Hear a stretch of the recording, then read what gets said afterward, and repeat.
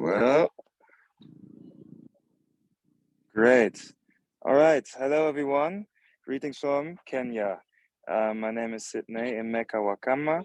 I am the founder of Emeka Suits, and I'm here right now on the market where all of the second-hand clothing arrives. And I wanted to take you on a little tour because I feel it's quite a fascinating place to be, to see, where basically the stuff ends up that we throw into donation bins, right? So, a little backstory. What happens once you drop your things in these donation bins that we all know? They're behind supermarkets and stuff. And if you're tired of your clothes, you throw them in there. And, it's said that they go to donation somewhere and do some good in the world for people who needs it. Um, Truth is, there's actually quite a business around it. So, these clothes are being sorted and sold. Ooh, dusty. And the process is the following: that the good clothing that is in a resellable state stays actually in Europe and goes to Humana and all of the nice secondhand clothing stores, and the clothes that are not so good quality, or that are simply not usable anymore, they get put into a container and then shipped over to Africa, all over Africa. So here they arrive in big containers, in bales, and then people buy these bales and sell them on markets like these. This has several consequences because, for once, all of these old clothes that come here flood the African market and inhibit or cripple the African industry of creating their own textile industry and their own clothing, basically. Whoa.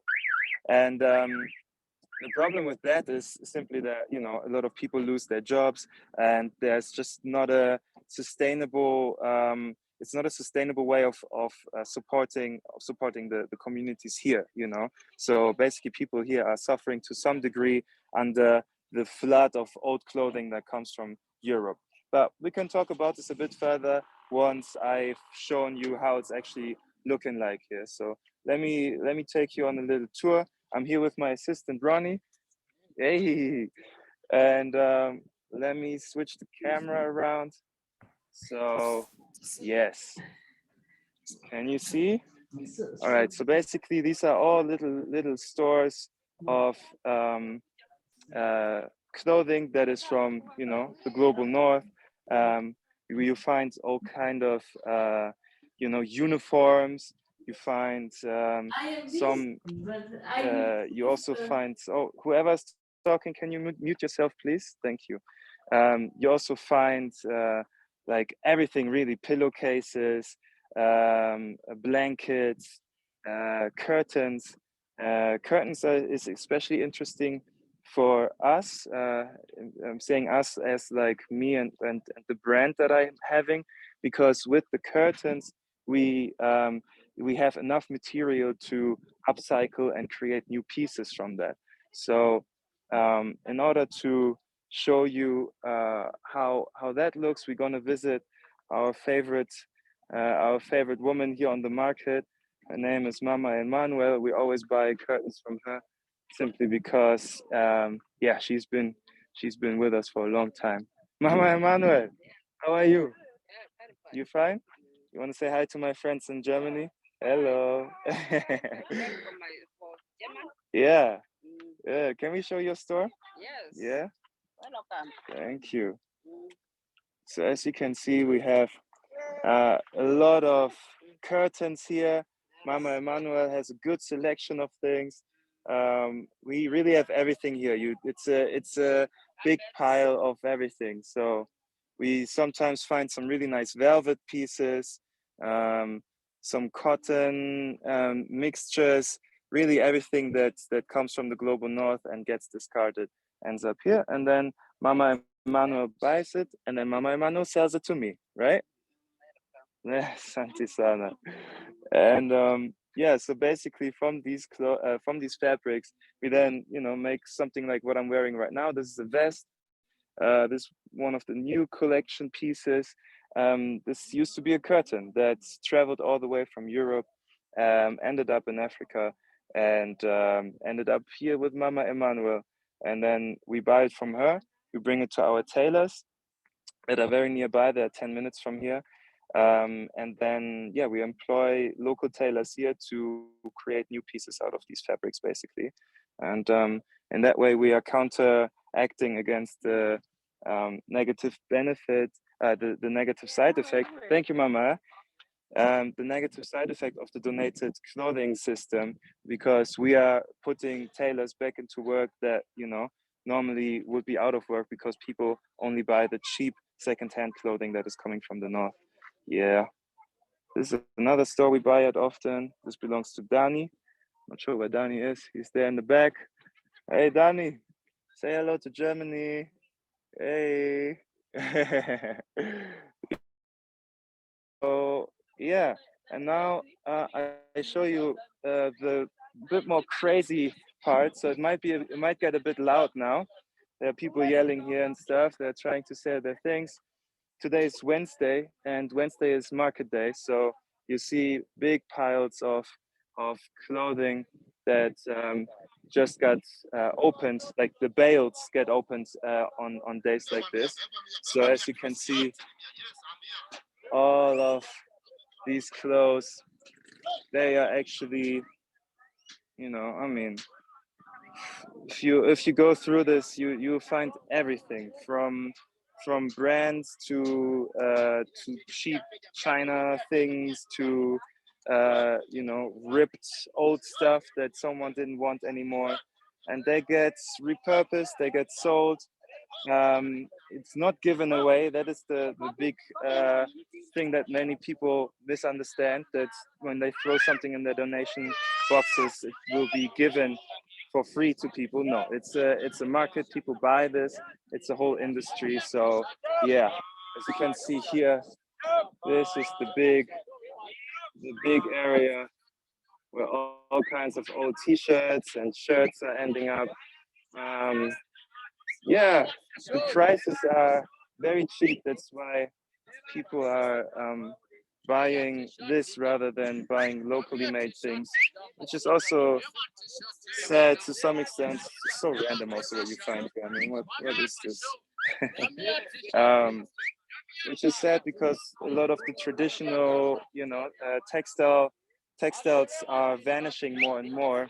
For example, you know, like the weaving techniques that come from a lot of African communities, they get lost here simply because, yeah, people buy these cheap clothings from the global north. Um, what more can I tell you about this? So yeah, it's really I find it quite a fascinating place. I think when I first came here, to me it was like, whoa, I didn't know this exists. But yeah, as you can see, it goes on and on and on. It's a very big place, and this is just in a tiny town in oops, let me change the camera. This is just in a tiny town in rural Kenya. So we are 4 hours away from Nairobi right now.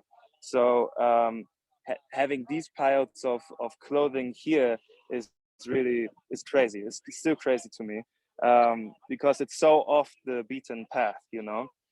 If you go to Nairobi and you go to one of these second-hand markets, they're called Mitumba markets, by the way, you will be overwhelmed. I went there last year and it's crazy. It's like this times 100, really. It's packed, clothing everywhere on the ground, all around. And also, when you leave the market, there are big piles of old clothes.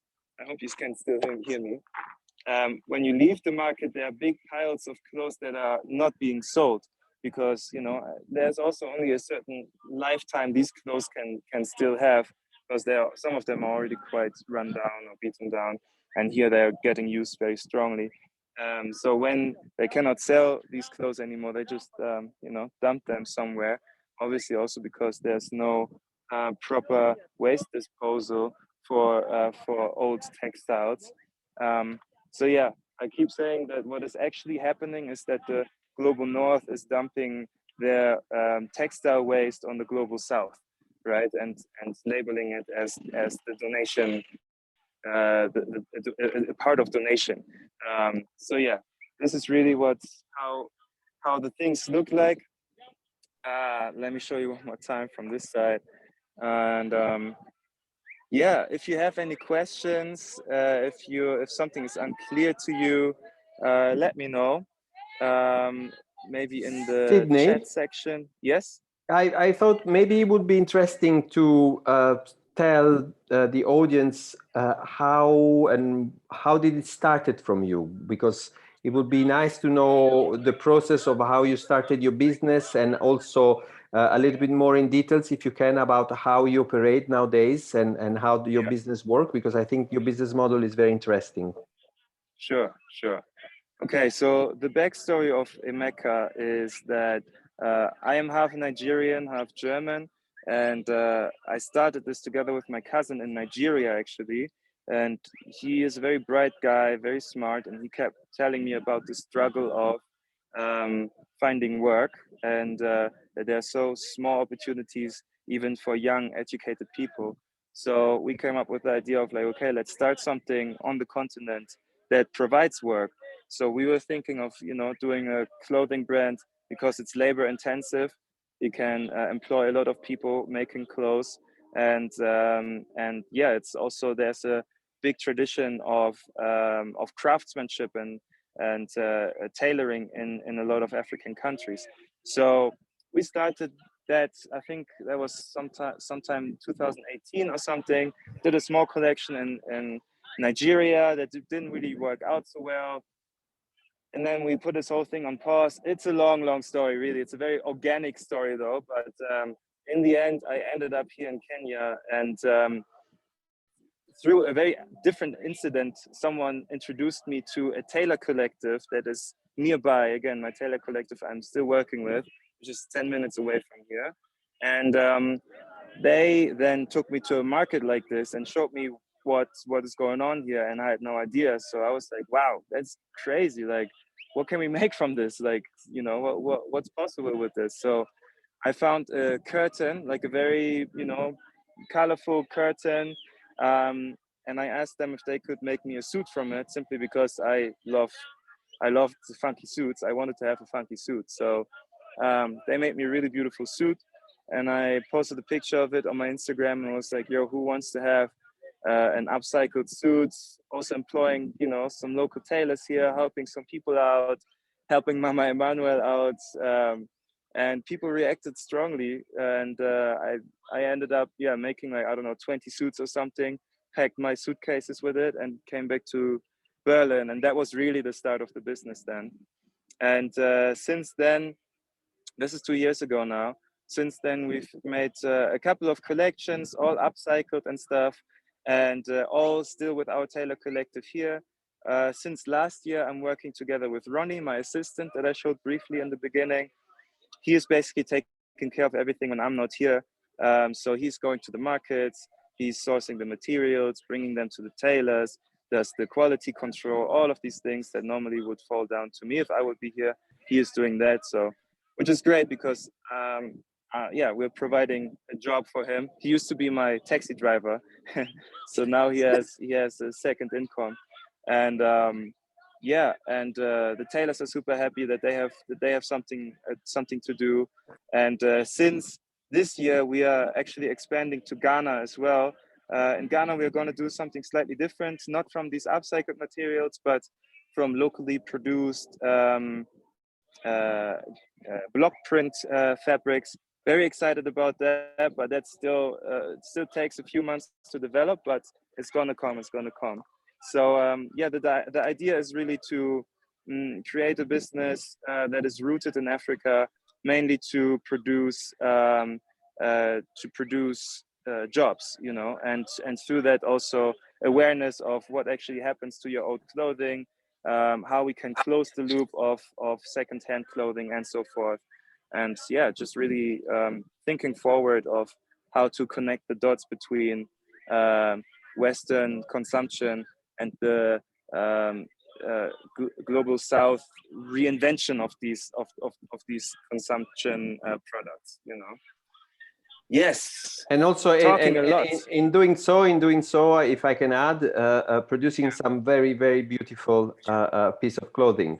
Thank you very much, Felipe. That is definitely an added value to the entire story.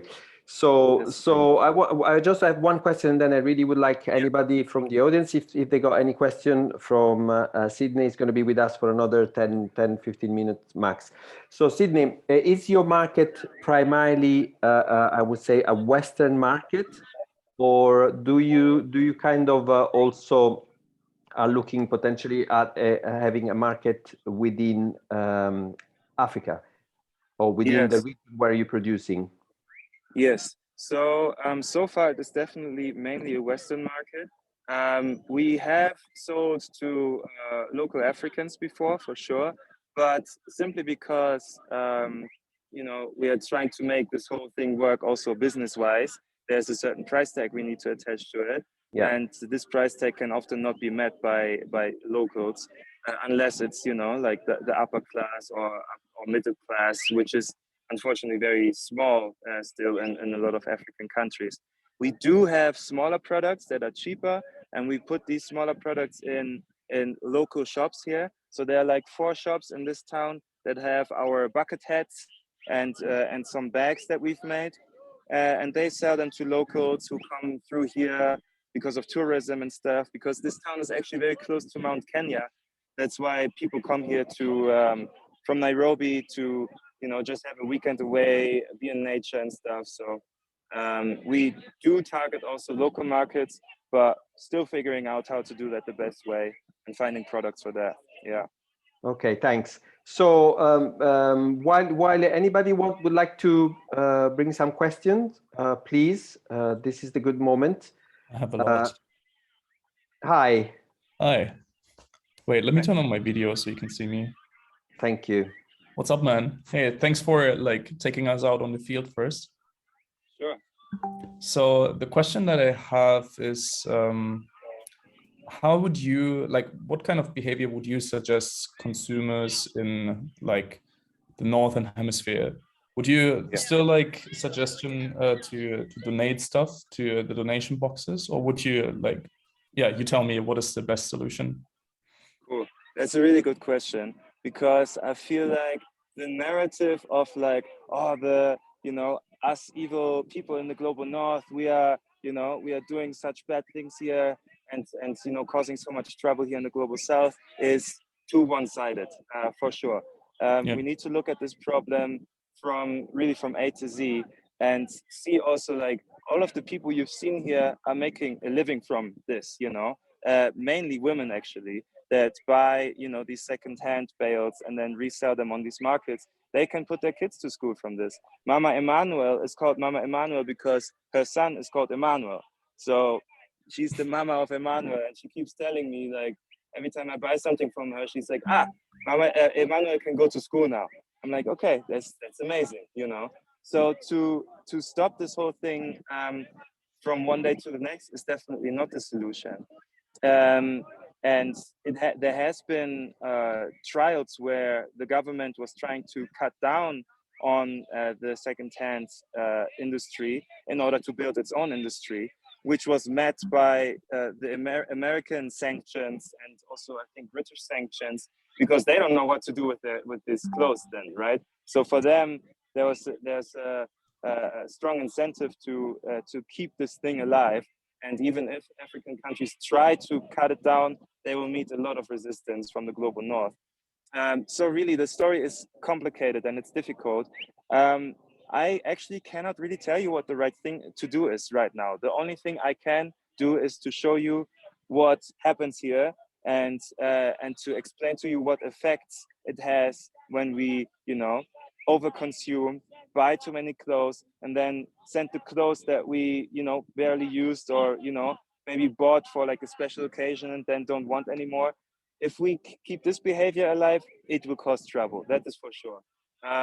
But as of for now, I think for most of us, it's just important to be aware and to know these things the next time that you make a buying decision, right? So it's not about like, shall I donate my clothes or not? I think you can still, like, definitely it's not a bad thing, but just be aware of the consequences and be aware of this place, basically. Awesome. I would have two more questions. If it's Sure. taking too long, I would just like cut it down to one because that one is more important to me. What do you think? Yeah. Yeah, maybe Let's try one it. I because can- so we can see if anybody else would like to come in. Otherwise, we do two. Okay. Awesome. Okay. Thank you. Then let me ask this one question because so my background is that I've recently been to Ethiopia and I've made a lot of like friends in the fashion industry there as well. Their target is to actually get out of Ethiopia with their brands and market it globally to introduce like what Ethiopia has to offer, right?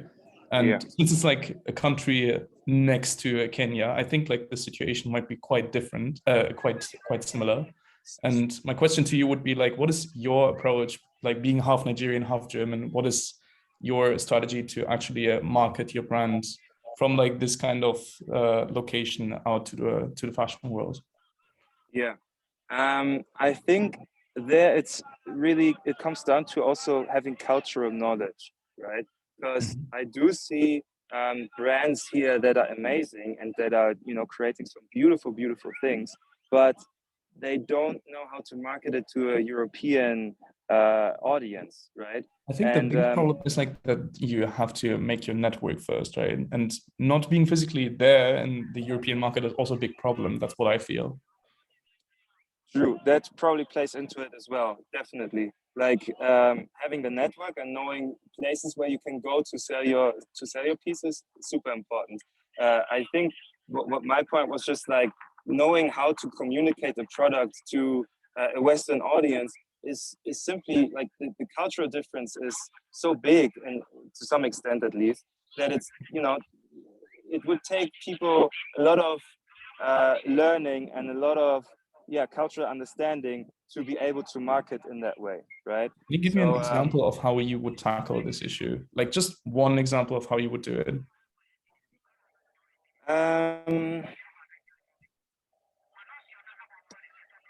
I would probably start working with people on the ground there, so in Europe, get in contact with people. Obviously, also look at European brands. How do they market themselves? What sort of storylines do they use? What sort of imagery, creative direction do they use? And then understand from that, this is what the European customer wants, right? Because in the end, You're trying you to need align the to language in a sense, right?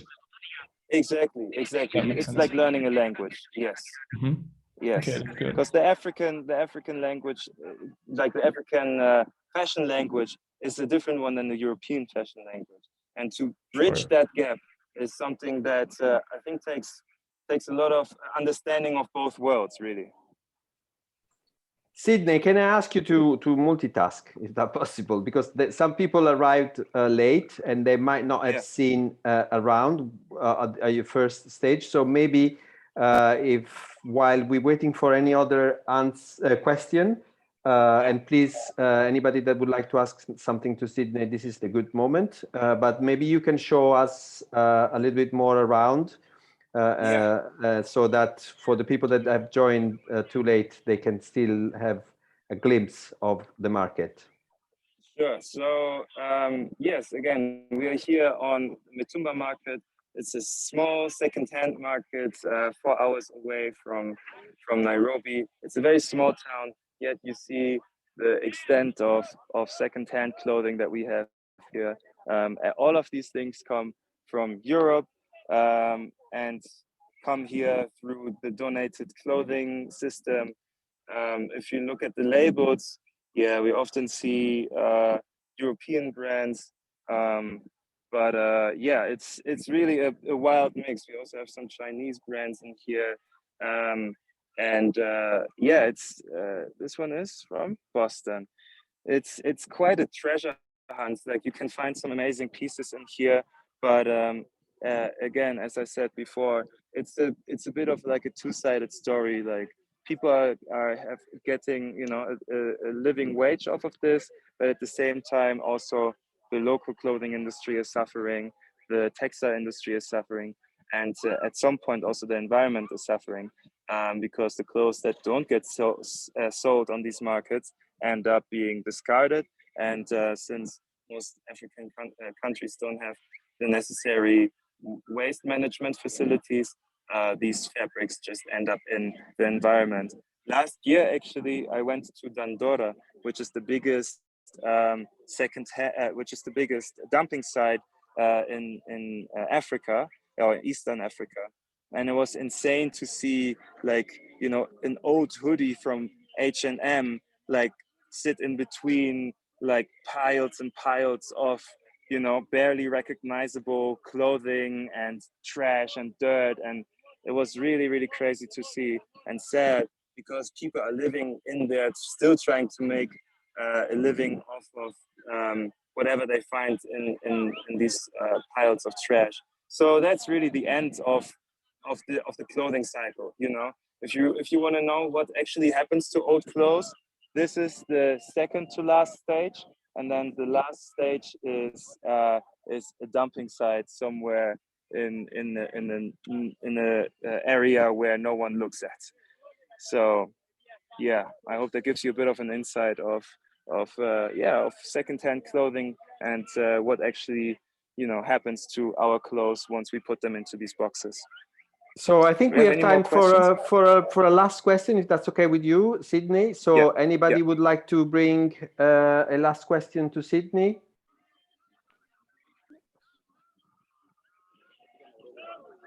So anyone? It doesn't seem like anyone has any question. Julian, you said you had another question, so why don't you drop it then?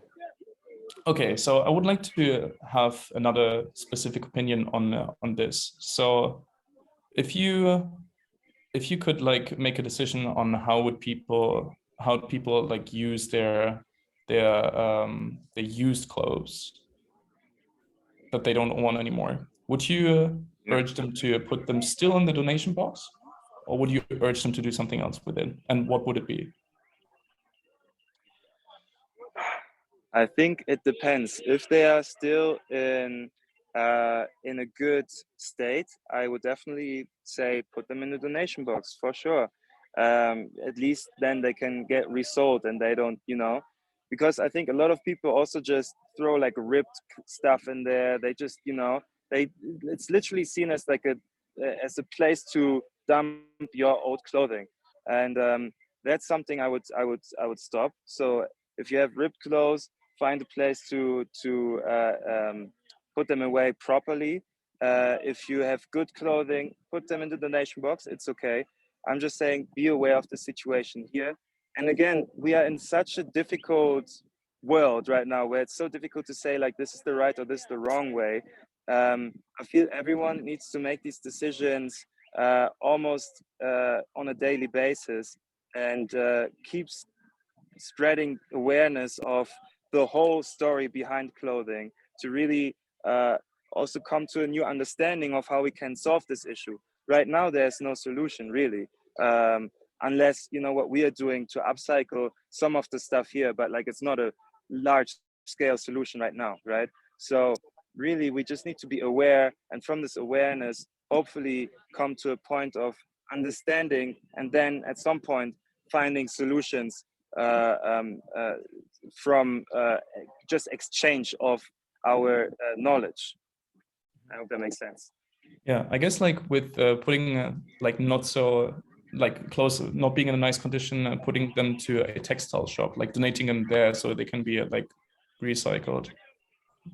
There are machines that can recycle. The only problem with that is that you need a clean textile. So you need like just 100% cotton or 100% polyester, etc. Oh. And yeah, that's the big problem. I didn't know that. That's really good to know. Yeah. So if the textile is mixed, you cannot really put them in one of these recycling machines. So, you know, again, and most of the time textile is mixed. Yeah. So Sydney, I know you got a tough schedule. You're coming back to Berlin tomorrow. So first of all, thank you very much. This has been wonderful. It's always great to have you on Fashion Open Studio. Thank you everyone for coming. I can only recommend, keep on follow us We have more events coming up today and tomorrow. I hope you have all enjoyed, and Sydney, I really hope to see you very soon. Thank you for today. For sure. Thank you. Thank you Thank very you, much, everyone. everyone. Thanks. Bye. Bye.